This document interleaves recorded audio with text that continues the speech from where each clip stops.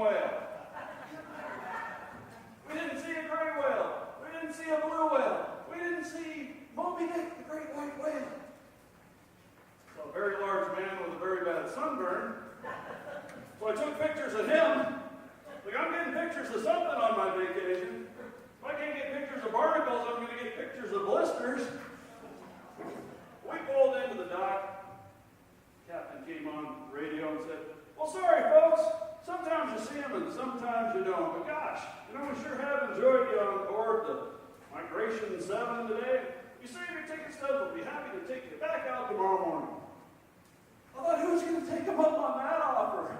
My family smelled like sardines and diesel fuel. They're standing on the dock like a bunch of drunken sailors. I'm trying to get my balance before I drive. Sir, have you been drinking this evening? No, officer. I took my family whale watching.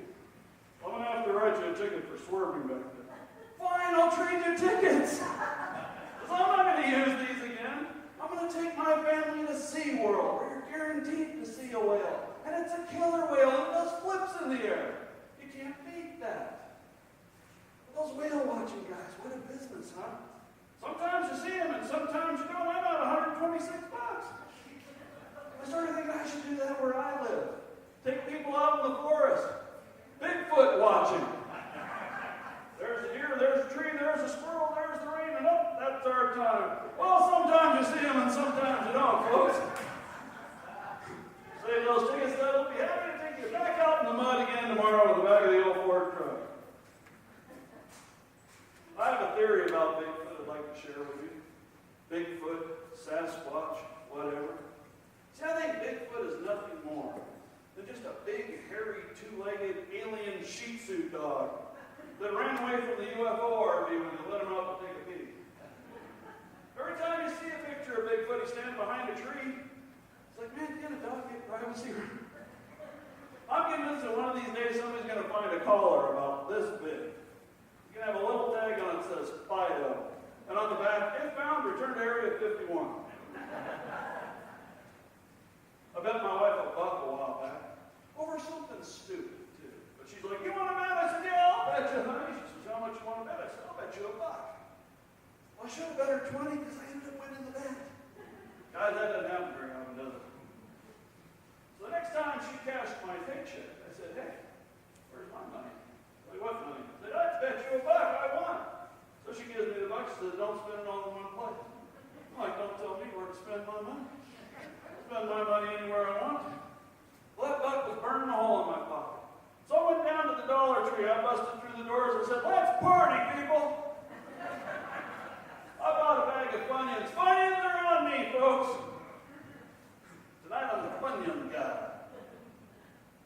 Found $5 the other day. That was awesome. It was all wadded up, covered with lint. I unfolded it. Hey, $5. Started thinking about all the things I could do with my man, I can get 8 gallon of gas. I go to Chinese buffet. I can buy 5 lottery tickets and hit it big. Or I can give it to a homeless person. You don't really need the $5. All of a sudden, I got that feeling like somebody was standing right behind me. So I turned around real fast. It was my daughter. She says, good morning, Daddy. I said, oh, good morning, Muffin. How are you? She says, fine. She says, Daddy? I said, yeah. She goes, what are you doing in Mommy's purse? Like, busted. Dad, I said, Dad, so I'm just looking for some gum, honey. I'm just looking for some gum. She goes, oh, couldn't you find it? I said, no, I'm sorry, I didn't. She says, bummer. Guess you're just going to have to share that $5 with me then, aren't you? You know what's that $5 I had to share with her? Yeah, the whole $5. I can't, Dad, write you a check here, take one of Mom's credit cards, leave Dad with a little bit of money. Dads never have any money, do they? My wife took me to the grocery store a while back. We're standing in line, just getting ready to cash out. She goes, oh, I almost forgot. Quick, run grab me a box of Neuchatel. I said, okay. I said, honey, what's Neuchatel? She says, that's cream cheese, silly. What do you think it is? I don't know, Neuchatel. Sounds like a diuretic to me. That or a very expensive automobile. Introducing the 2014 Bentley Neuchatel. With cloud cruise technology, it's like floating through life. She She came up to me the other day, just cracking up. I said, what's so funny? She says, have the kids told you the one yet about the cheetah named Skippy? I said, no.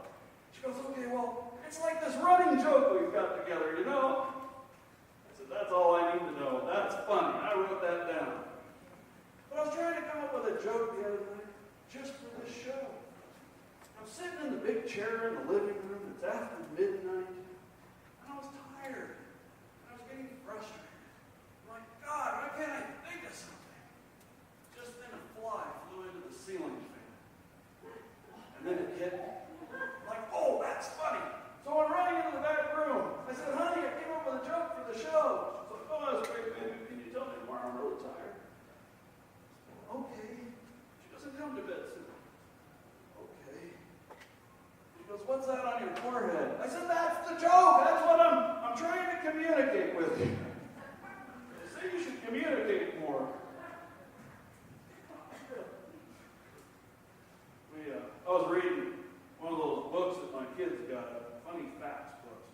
Came across this article on those construction guys that stand on the side of the road, holding the signs that look like this. It said 60% of those guys are gals, and 60% of those are blondes. So I said to my wife, it was a blonde who's standing there doing her hair. I said, honey, check it out. You know those construction guys that stand on the side of the road with the signs? She's like, yeah, what about it? So it says here that 60% of those guys are girls. 60% of those are blondes. She says, go on. I said, no, really, that's what it says right here. She says, stop. I said, okay, you got me on that one. I'm always reading her something when I'm sitting there. The other day she was in the laundry room and I'm going through an old National Geographic. I came across this great article on the Amazon rainforest. It said, in the time it takes for you to read this article, the area the size of 200 football fields will get destroyed in the Amazon rainforest. I thought, wow. So I said, honey, have you read this article yet on the Amazon rainforest? She goes, no, why? I said, well, it says like every couple of minutes or something, like football fields of Amazon rainforest will get destroyed. She comes marching in, she says, see, that's exactly what I'm talking about. I said, what? She says, this country is completely obsessed with football. So you can't even read an article about the Amazon rainforest. I was only spinning it into football. Every time you watch television, it's some retired quarterback trying to sell you life insurance or a minivan or a laundry detergent. She says, and do you know how much the average NFL quarterback knows about doing laundry? I said, no, how much? She says, about as much as an Amazonian knows about playing football. She's right, too. We are obsessed with football in this country, aren't we?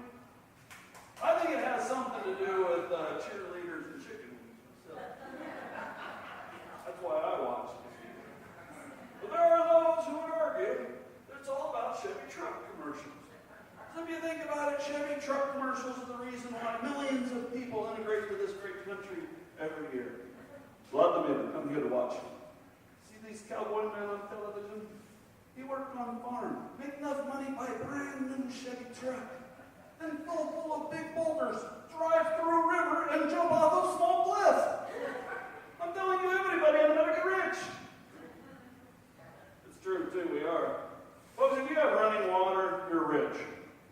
Ask them in Haiti. Having fun so far? Good. I was watching a show a while back on the miracle of the human body. And they said, everybody has one leg that's longer than the other. One foot that's smaller than the other. One arm stronger than the other. One eye lower than the other. One part of our brain is more dominant than the other. I thought, gosh, it's no wonder we don't just fall over. I was staring at my hand the other day for about 30 to 45 minutes. Wow. Just looking at this. It got me out of jury duty.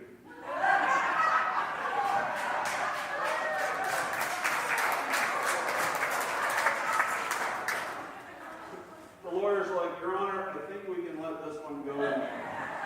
Sir, you're welcome to go home or back to the hospital, wherever you come from. Okay, bye. Have you ever noticed that your arm is just long enough and your finger is just small enough? Or you can put it over your head and stick it in your ear. These are things I think about. That's part of my job, sir. Belly buttons are a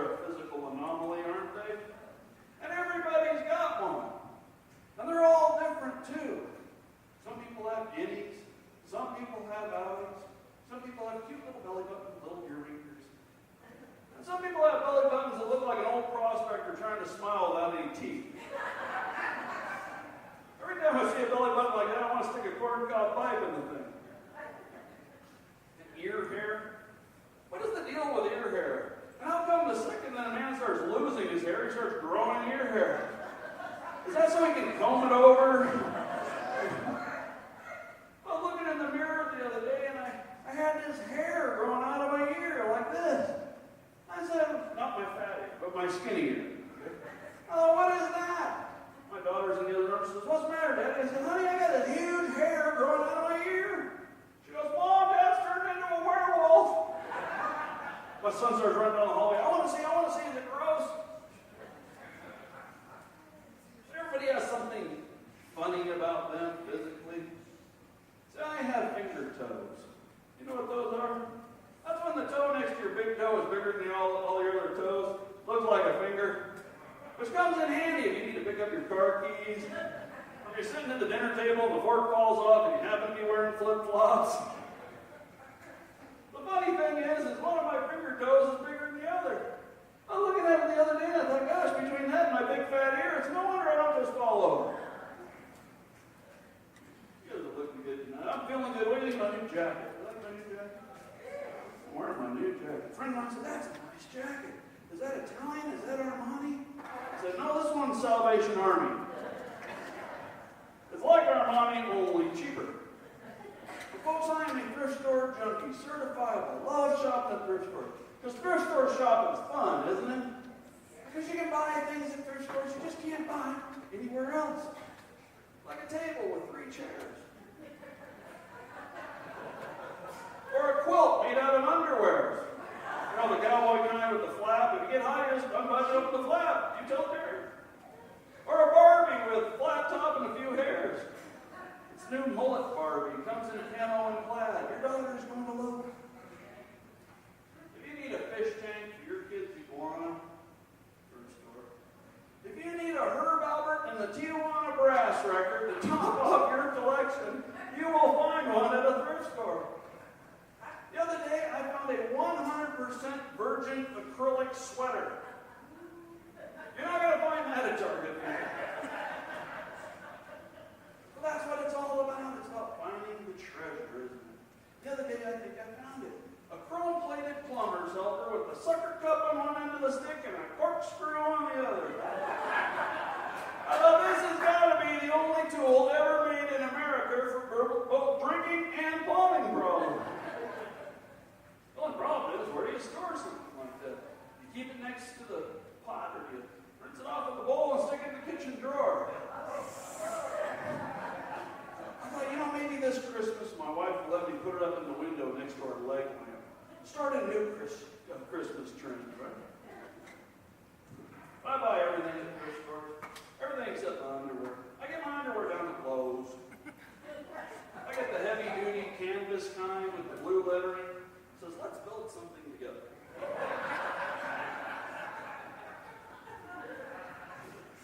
I've been trying to get in shape, I'm trying to eat better. For those of you taking notes, this is what I do. I eat all the fries, but I give the last bite of the burger to the dog. He loves it when I diet. Of course, the cat's like, can you get a fillet of fish next time? Because I want to diet with you guys. I went on one of those mail order diets a while back. You've seen the ads. Jeez Louise. Cal in the bikini says to the guy, he says, man, geez Louise, you look great. He says, thanks. He says, I get all my food in the mail. And you do. And the food tastes good, too. The only problem is the mail only comes once a day. The rest of the time, you're starving to death. I got up about a mile and a half a day just going to the mailbox to see if there's anything in it. I'd open up the door. Oh, geez Louise. After about a week, I started eating the Glossies the fast food companies were sending me. Those Pizza Hut ads taste pretty good when you're hungry. Of course, I like Dairy Queen ads the best. I've got a sweet tooth. But when you're on a mail order diet, nighttime's tough. Tossing, turning, thinking about food. You start having these weird dreams. So one night I had this dream that when I pulled on the little red flag, my mailbox filled up with vanilla wafers. Like I won a jackpot.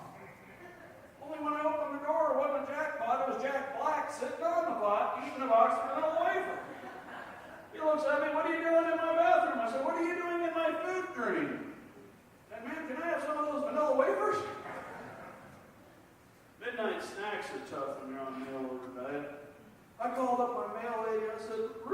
starving. Can you bring me a bowl of cereal or something? She says, I'll tell you what, I put $20 in the box and I'll bring you a brownie. I said, oh, thanks. I said, can you throw in a glass of milk? She says, oh, geez, Louise. Gosh, she just cussed at me. Good thing I didn't go on Martha Fudger's diet. I can tell you that much. Might have yelled out at me. I was watching that show the other day, Super Size Me. Have you seen that show yet? Super Size Me? It's about this guy that does nothing but eat at McDonald's every day for a month. And he gains all this weight and he gets really sick. Oh, well, no kidding, buddy. You can't just eat at McDonald's every day. You have to eat at some of the other fast food restaurants, too. That's why God also gave us Burger King and Carl's Jr. and Wendy's and Jack in the Box and Sonic and In-N-Out Burger. I'm not an expert, but I think they call that dietary diversification. I went into Burger King a while back, got a Whopper Jr., gave the last bite to the dog. They gave me a crown. I looked across the street and there was this pawn shop. I thought, I got an idea. So I went across the street to the pawn shop. The guy said, yeah, can I help you? I said, yeah, I need to pawn my crown. He says, well, how much were you hoping to get today? I said, you know, I could really use about $50,000 to free my people. He says, $50,000? He said, I wouldn't give you 50 cents for this thing. It's not even a real crown. It's a Burger King crown. I said, oh. I said, well, would you give me 40 cents? He reaches into his pocket. He says, I'll give you 5 cents just to get you out of my store. I said, well, take it. That's how I became the first person in history to pawn a Burger King crown. Somebody told me a while back that beef jerky is good for you. $19.99 a pound for dried out meat? I don't think so. My friend said, you know, yeah, but it takes like 3 pounds of meat to make 1 pound of jerky, and you got to smoke it and slice it thin and everything. He says, you want to save some money? Try making it at home yourself.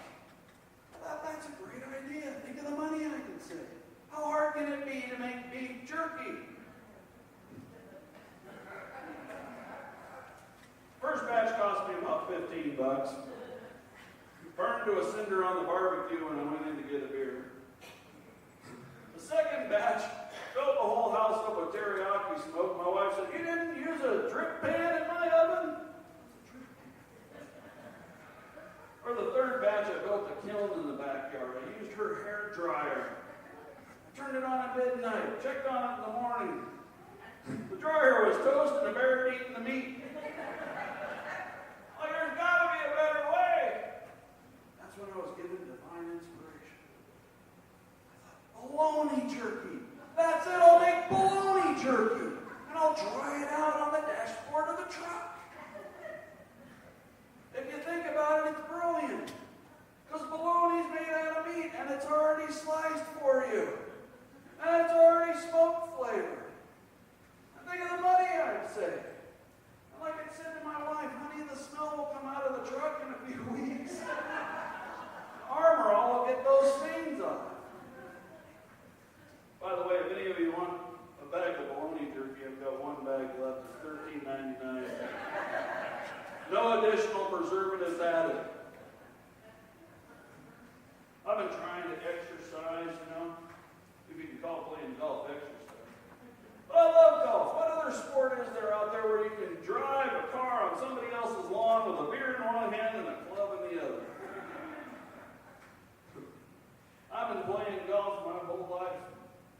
I've had the best clubs money can buy. I watch it on television. I play when I can. And so I don't want to sound like I'm bragging when I say that I'm quite possibly the worst golfer in Lincoln County. I lose balls on the putting green. Old ladies play better than I do. I went into the driving range the other day and I said to the man, give me a bucket of your best balls. He said, small, medium, or large? I said, yeah, give me the large balls this time. I can't hardly see those. I hit those and I went back and he said, need another bucket? I said, I sure do. He said, same as last time. I said, no. You got any balls that don't have that black stripe on them? I said, I think that stripe's making my ball go like that. I was given a lesson a while back and playing this desert course with this pro, and I'm trying to do my best, you know, to look like I know something about the game. I get on the third hole and tee off. I think I was way out into the desert. So I grab a wedge, go out there and I find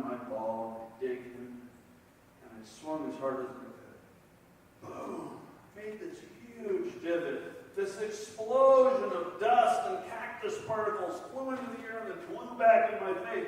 I'm standing there half blind. And the pro's over at the cart. He says, "What are you doing over there?" I said, "I'm clearing my ball. What's it look like?" He says, "It looks like you're digging a hole to bury your clubs." But that's not a bad idea. I was playing this little par 3 a while back. All I had to do was hit the ball over this little water puddle. But I swung too hard. Ball went in the water. Club went in the air. I went on the ground. I threw my back clean out. So I go into the chiropractor looking like Quasimodo, sanctuary, sanctuary. He takes one look at me and he says, "What happened to you?" "Oh, it's par 3 and I swung too hard. Ball in the water, club in the air. I went on the ground." He says, "Gosh, did you pull your head?" "I don't know. I was kind of hoping you could help me with that." Went to the dentist a while back. I love going to the dentist. I'm one of those people who likes going to the dentist. Because the dentist office is one of the only places in the world where a married man with kids can get some peace and quiet. Nobody expects anything out of you at the dentist office. You just get to sit there and read the magazines. Dentist offices have the best magazines, don't they? Organic auto repair. How to turn your 70s love band into a hydroponic garden. Better gangs and ghettos. That one's a little violent for me, but some interesting articles. How to hold your gun properly. I really like the Sports Illustrated beer belly issue, though. That's my favorite. Well, sometimes I feel inadequate. The dentist offices have the best music, don't they? Have you ever noticed, though, that the music in a dentist office is the exact same music that's in an elevator? Which I think adds a little credibility to the theory that dentists and elevator operators are both part of the same secret society, the Muzak people. Think about it if you're skeptical. Dentists, elevator operators, either way, it's all about the fluoride of those people, isn't it?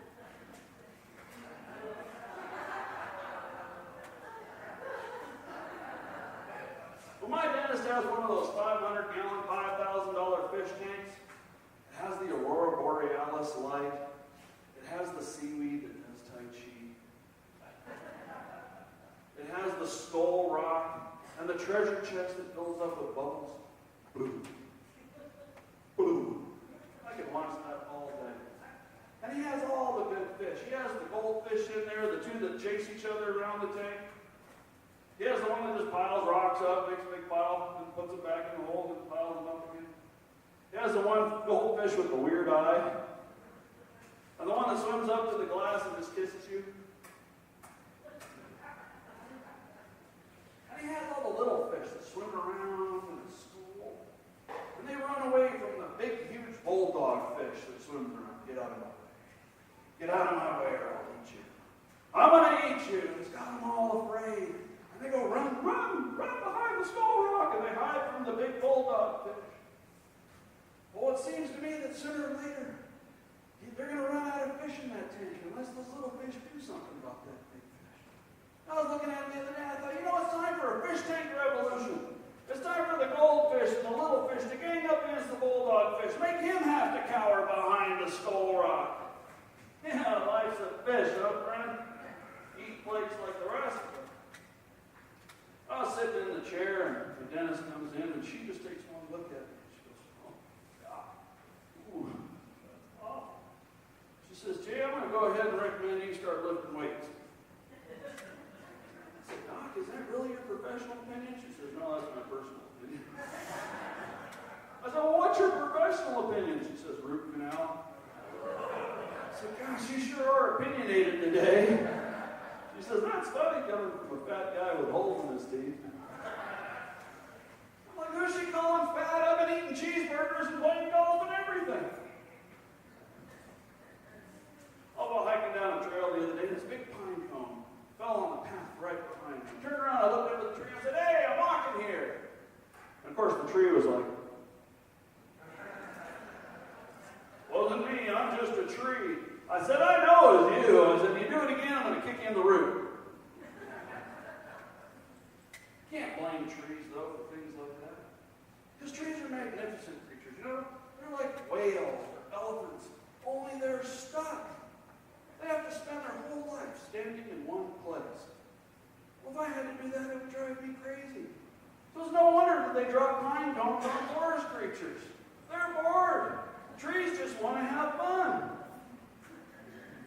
Hey, I got a point. Man, that was a good shot. You got him right in the head. That'll teach him to rub his rump on my part. And you know, like other herd creatures, trees have got to communicate with each other, you know, on some level. Hey, Ponderosa, did you get a new nest? I sure did. It's an eagle. I'm having a good year. But did you hear about spruce? Man, I sure did. Bolt of lightning. Gosh. And he had saplings and a view and everything. Oh, I know. And he was only 140-something. I was walking down the street the other day. Good friend Steve. I stepped on a piece of gum. Oh, no. He says, what's the matter? I stepped on a piece of gum.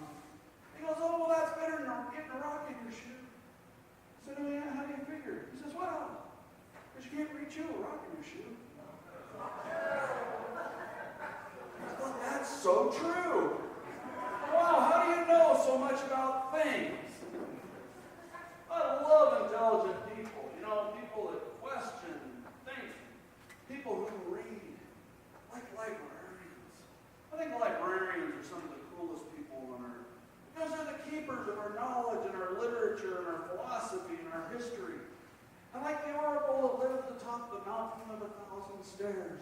You'd think that every once in a while when we have a problem on this planet that somebody would inquire as to a solution from a librarian. After all, maybe they haven't read everything about history. But unlike most of our political leaders, they read enough not to repeat it.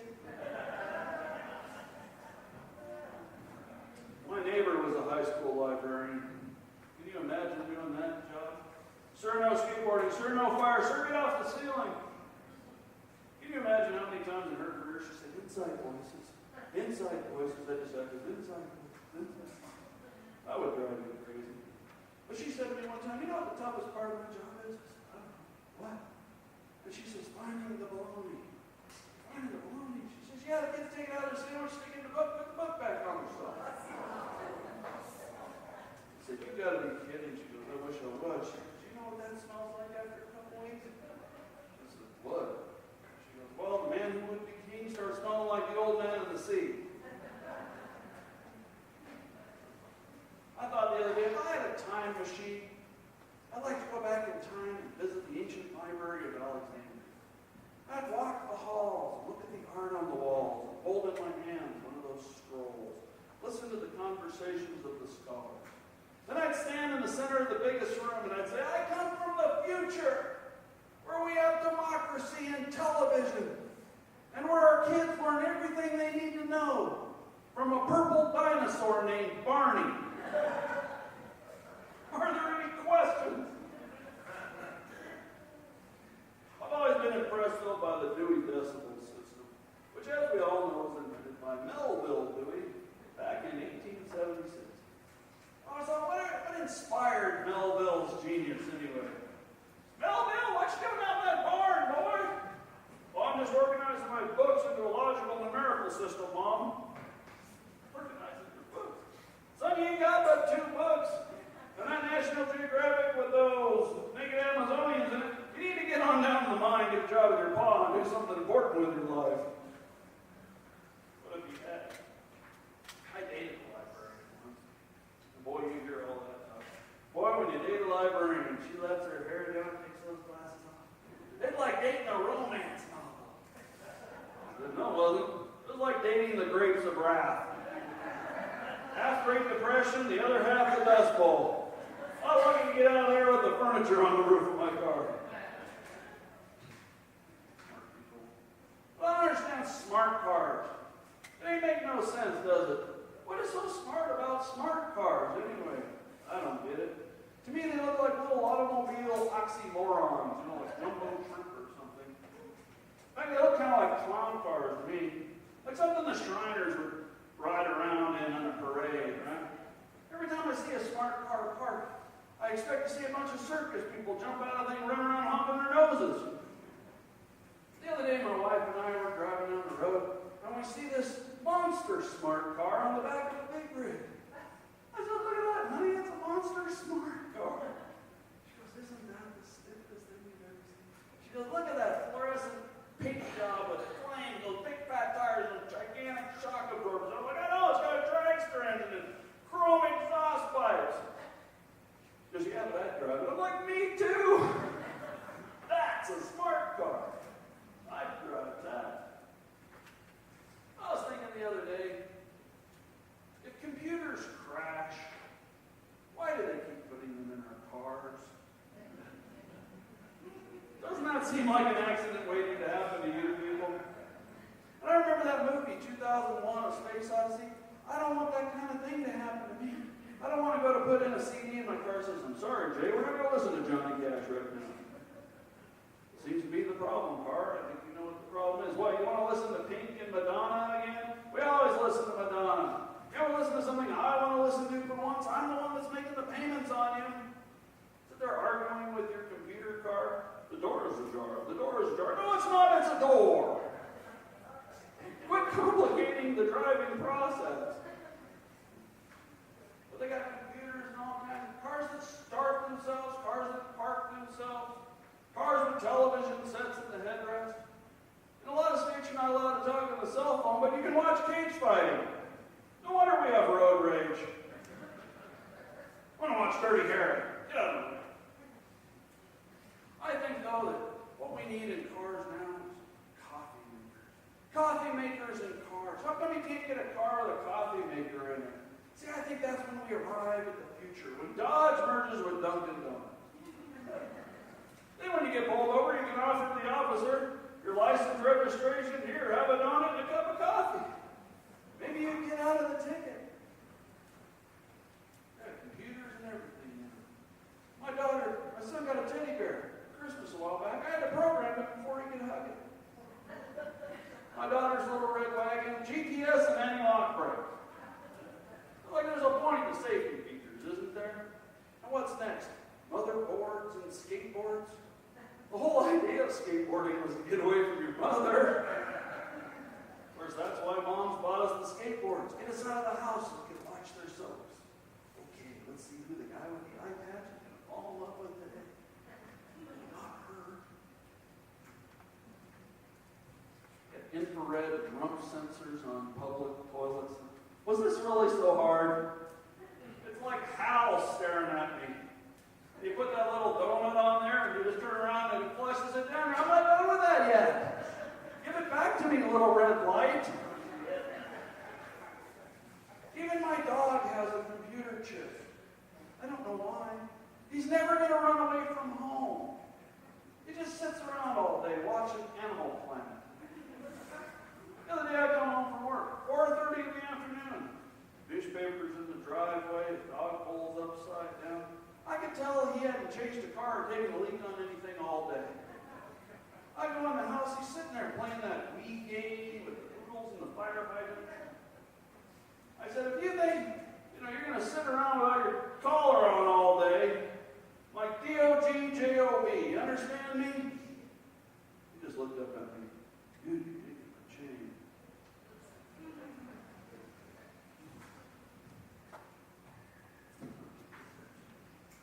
I'm worried about that dog. He doesn't read. But the cat has got us all trained. Especially me. Dad, let the cat out. Dad, let the cat in. Dad, wake up. Let the cat out. Dad, wake up. Let the cat in. They say it's a man's world. Baloney jerky. It's a cat's world. If it was a man's world, I'd sleep around the house all day and run around the neighborhood at night. He'd go to work and he'd clean my box if I had one. I've got a toolbox. He can organize that. He picked my fur balls up when I'm late for work, right?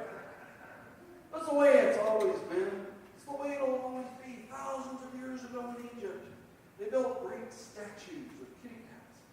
Not because it was a pharaoh's world, but because it was a feline's world. Pharaoh let the cat out. Pharaoh let the cat in.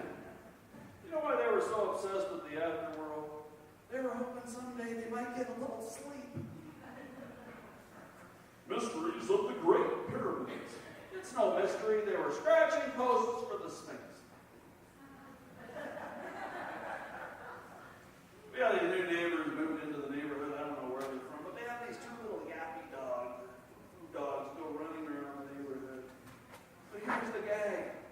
names are Hachu and Gesundheit.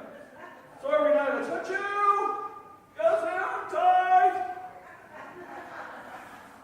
Other neighbor has pit bulls, killer, jugular. Then we go out there, Freddy, Cupcake. We give our animals wimpy names. Well, the guy at the end of the street on the corner, he comes out the other night.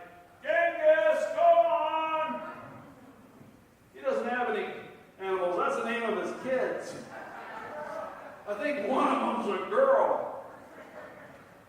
My wife's like, they're playing over on Bradley, Mr. Gallagher. She says, toilet paper in a house. I'm like, yeah, I thought something throwing rock that I was going to do. I'll tell you what, I love this job, I really do. It's a lot of fun, you know. Best part about being a comedian, gives you an alibi. As a married man, especially when you have kids, you need an alibi every once in a while. Because kids will get you into trouble. Because kids say the darndest things sometimes, and not when they're supposed to. You know we learned that word from you, don't you? Yeah, honey, but I didn't teach them to say it in church. Kids do the darndest things. You know, like when they make popcorn in the dryer? Mudsickles in the ice cube tray. They use mom's good scissors for hammers, or when they play car wash with the Tonka on the dishwasher. They'll get you in trouble. My wife said to me the other day, which one of you mess makers spilled the Cheetos into the couch? Because now we got a couch that goes crunch. I said, it wasn't me, baby. I had a gig last night. Good to have another. She says, well, which one of you left his underwear on the bathroom floor? I'm like, well, that was me, babe, but I did that to remind me to put the toilet seat down. See, if you don't have an alibi, you need an excuse. She says, oh. She says, well, you know you left the trash by the back door? I said, yeah, I left it there to remind me to pick my underwear up. She goes, well, the dog got in, now there's trash all over the place. I said, you know, I told that dog to take the trash out. I didn't mean take it out of the bag and distribute it all over the floor. See, that dog is just so irresponsible. She's like, dog isn't the only thing around here that's irresponsible. My wife's like that. She's tough, you know. She's pretty. She's tough. Pretty much makes her, pretty tough. And I'm not saying she's high maintenance, though I'm implying it. But I bought her enough diamonds to make a disco ball. But she's a great mom. She's a great wife. She's my best friend. She's my #1 fan. Somebody asked her a while back, what's it like being married to a comedian? She said, well, it's kind of like being married to an insomniac who can't hold down a regular job. It wasn't so funny. It wasn't so true. It wouldn't be so funny, right? People ask me all the time, how do you get started in comedy? Listen, it's really easy. This is all you do. Come home from delivering pizzas when you're 39 years old. Wake your wife up at 1 o'clock in the morning and say, honey, I'm going to be a comedian. You guys imagine? My wife said, I think that's a great idea. I said, you do? She says, yeah, I think you're going to be great. I said, you do? She goes, yeah. Because you're killing me right now. It's 1 o'clock in the morning, you smell like a dumpster. You've got to teach high school in 6 hours. You can't even pay her to I'm going to be a comedian. Funniest thing I ever. I don't know why she married me. I really don't. I don't know why she stays with me. It isn't for the money. Maybe it's for my finger toe. I don't know. They say women are attracted to things like that. But I'll tell you what, we've only been married for 15 years, so I'm still really attracted to her. After we've been married for about a year, I thought, I got a great idea. I'm going to get her name tattooed on my chest just to show her how much I love her. So I went down to the tattoo parlor, and the guy said, I'm not going to do that, man. I said, why not? He says, that's early. I said, why? He says, well, what if you get in an argument with her? You know, what if you get a divorce or something? I thought, he's right. He's right. So I said, then put my father-in-law's name on my chest, because I owe that guy so much money, I'm never getting rid of him.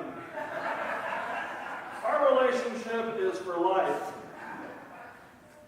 And that's the deal. Her father was a Marine in World War II. And all she's got to do is make the call. You can take, he's 80-something. It doesn't matter. You can take the Marine out of the fight, but you can't take the fight out of the Marine. If there's one thing a Marine loves more than his country, it's his daughter. And because I live next door to him, I am always in range. But my wife never has to make that call.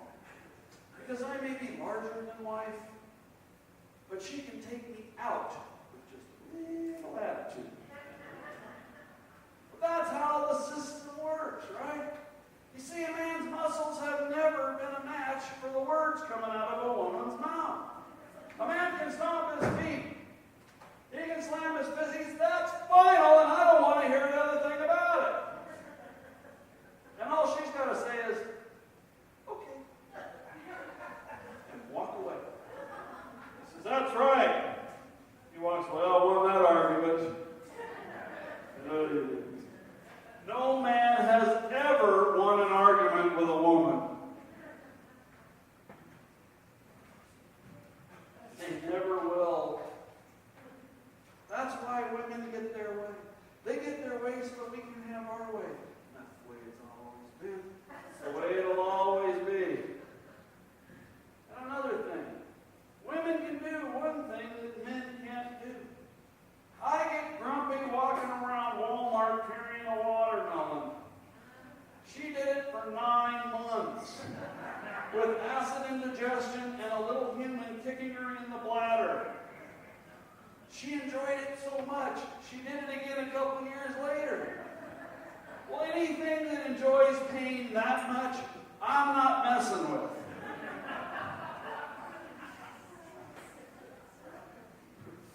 People say, well, doesn't your wife have a name? Of course she has a name. She's my wife. No, she's a person. We're partners, right? Her name is Bree. B-R-E-E. I think it's beautiful. She's a beautiful person. Right? That's why I call her Roger. It's a long story. But it's a funny one, because when we're in the grocery store and I say, Roger! She's like, I'm over here. People look at each other. He didn't just call her Roger, did he? He must be a slow learner. My wife and I are blessed with a daughter and a son. And I get to take them to school every single day. And that means every day I get new material. Like the other morning, I dropped my son off. Bye, Mac. Love you, Dad. Love you, see you, buddy. He takes off to school. Take my daughter up to her gate.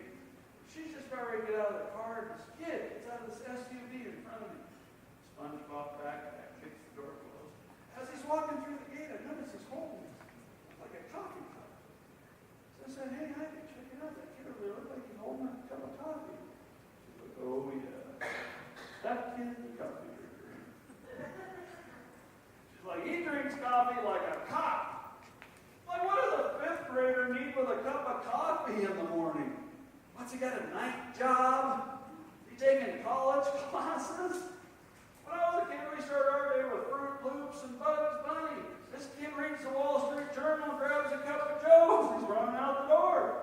Don't want to be late for school, Mom. Got an appointment this morning with the administrators to discuss red ball allocations for next trimester. Kid's mom was like, you just grew up so fast. Well, stop giving your kid coffee in the morning. He's going to have hypertension and hair on his back before he's out of the 6th grade.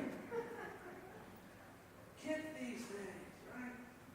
They're different, aren't they? But first of all, they're really smart. I saw this kid flying a kite the other day on his computer. It's like up left, right. I said, I think you need to put a tail on that thing. He says, on what, my computer? You're smart, but she does what it is. Kids these days, they have iPads.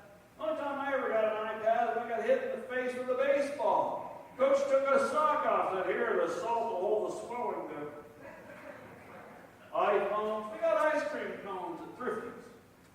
We were lucky to have that 25 cents. And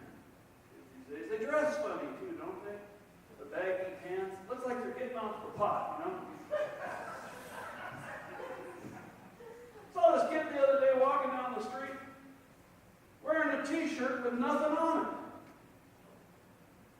Literally said nothing on it. Nothing. I thought, what kind of a kid would walk down the street with nothing on his t-shirt when he could walk down the street with something on his t-shirt? I thought, it's America. There's no law that says you have to have anything on your t-shirt, let alone something you know. But I thought, if I could have anything on my t-shirt, I put everything on my shirt. Because everything is the one thing that pretty much says it all, right? And what kid doesn't want to make a statement like that? When I was a kid, we wore tie-dye. Tie-dye says everything, but it doesn't in color. They didn't know how to play outside. I kicked my kids outside a while. Go outside and play. Shut the door. About 5 minutes later, I looked up to see how they were doing. They were looking at each other. Do you know what to do? I don't know what to do. I thought you knew what to do. I don't know what to do. How do you plug in a tree? If you don't plug in a tree, you climb a tree, you fall out of a tree, and you break your arm. That's what kids do. The kids have done it for thousands of years. That's what we did. Kids these days, we were at the swimming pool out back, the public pool. I started noticing all these kids walking around with tattoos. I'm not talking like old kids, I'm talking like kids. I thought, well, some of these are fake. But one or two of them were real. So where does a kid get a real tattoo anyway? What, do they go down to the wharf during recess? Give me that girl on that arm and mermaid on this one, please. The guy with the snuffy cigar, you got $300, kid. Kid's like, of course. Been sending the sinner home early and keeping the pizza money. I'm going to buy a boat someday and take people out whale watching. Thank you very much.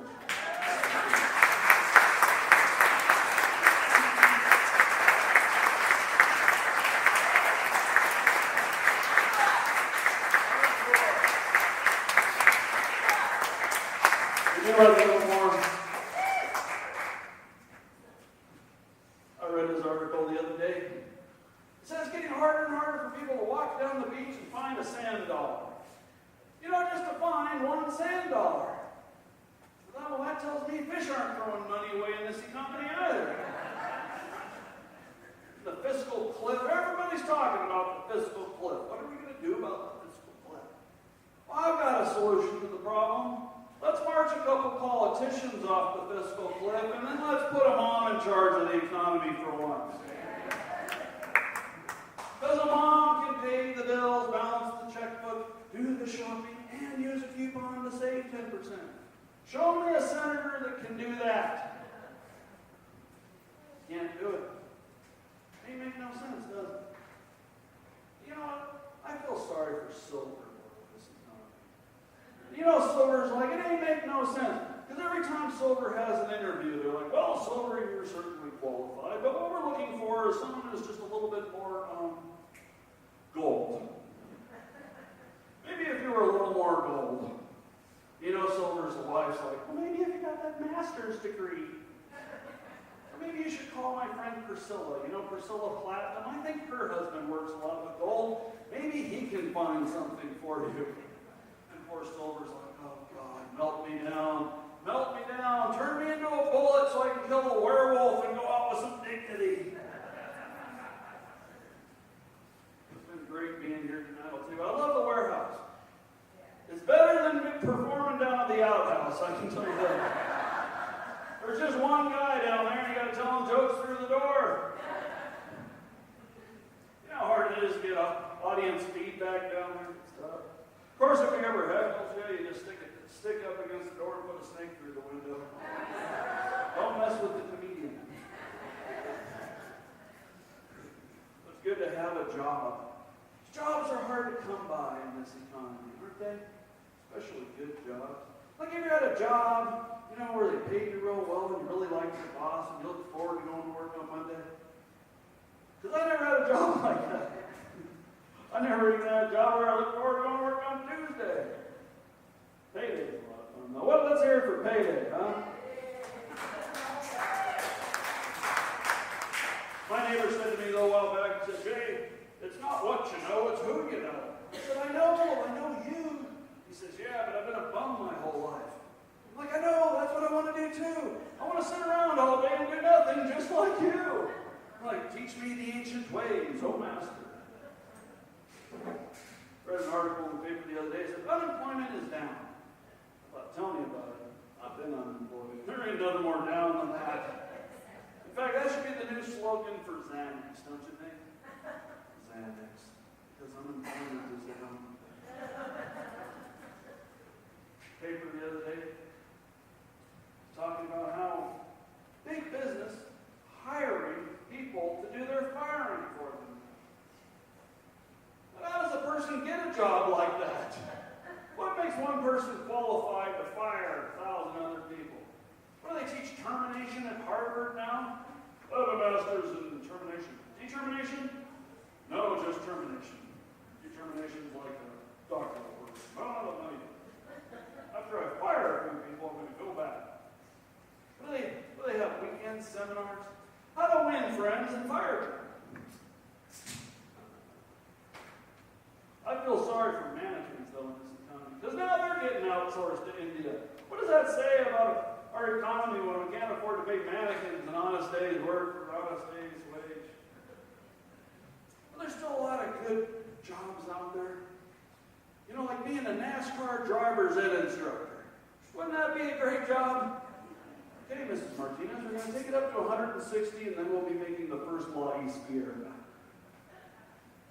Or being a NASA countdown guy. You know, if you have the right stuff, go to work, put on your little vest, headset. T-minus 10, 9, 8, 7, 6. Okay, I'm going to lunch. My day's half over. I'll be down at Applebee's having a beer and a burger with Buzz and Tom Duke Wayne. Being one of those pitchmen on television that yells at everybody and sells something. Are you tired of tripping over your canoe every time you walk into your kitchen? The new Canoe Kitchen Compactor is the answer to your canoe storage problem. I always throw something in on the deal too. Order now and we'll throw in hay. That really works. It really works because it's really hay. Hay's been working for thousands of years. Turn your kitchen into a corral in seconds with hay. That really works. Order in the next 30 seconds. We'll throw in the Get It Got It Goat. The goat eats the hay. Your troubles go away. For being a helicopter avalanche hand grenade starter. Fly around in helicopters, hucking hand grenades out the window, starting avalanches. I don't have a joke for that one. I'm just saying that would be a really great job, wouldn't it? But the ultimate job out there besides doing this has got to be working for the United States Treasury. Talking about a job that gets the chicks. A guy doesn't need a Corvette if he works for the United States Treasury. All he needs is speeding. So what do? Well, I'm not really allowed to talk about it much, but basically, I make a lot of money.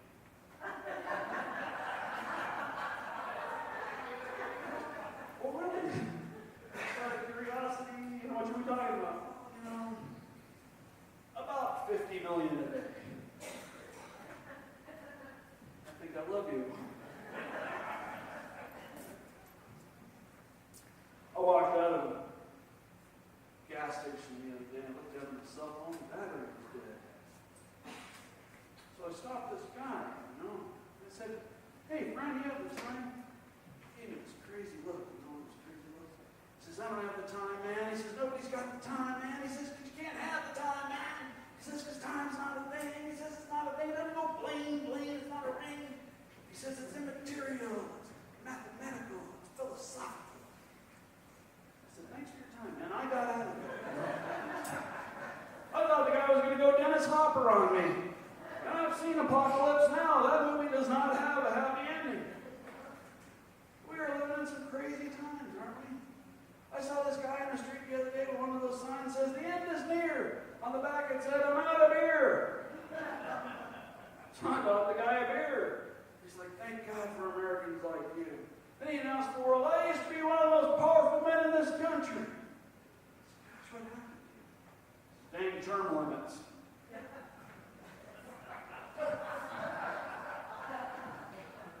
You got all these people now talking about the end of the world. It's the end of the world!